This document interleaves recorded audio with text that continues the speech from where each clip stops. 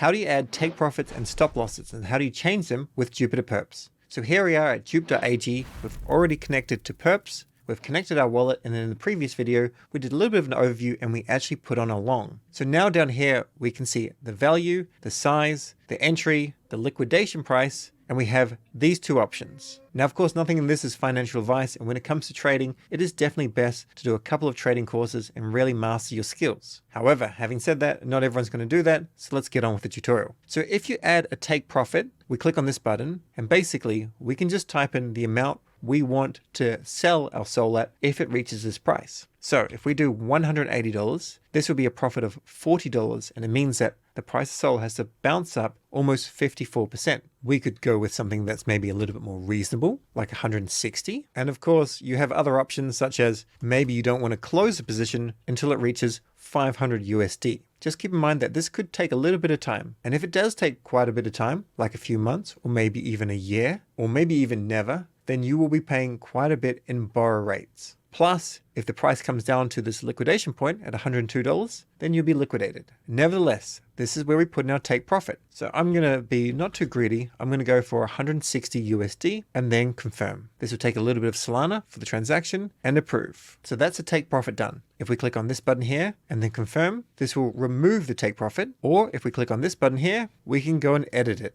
Maybe we're more comfortable with $158. Confirm and then approve the transaction. Next, we have stop loss. So let's click add stop loss. So the stop loss is something that you'll add and then quite often you'll update. So we'll be liquidated and we'll lose our crypto if it drops down to $102. We may be happy with the idea of it falling down to say 140. We would lose a decent amount, quite a bit actually, but at this point it would sell it and would still have the remaining amount of crypto. We'd of course be losing almost 25% of our position. Different traders have different stop losses. I'm going to put 145. And then confirm. Takes a little bit of SOL, so we'll approve. And on this occasion, the transaction did not go through. We can see it there. So we'll try it again, confirm and approve. We're now good. We can see our stop loss here and our take profit here. That's how we do take profits and stop losses. Remember, not financial advice, always a good idea to learn how to trade first. And when it comes to trading, you'll never stop learning. That's all for this tutorial. In the next tutorial, we'll go over closing a trade.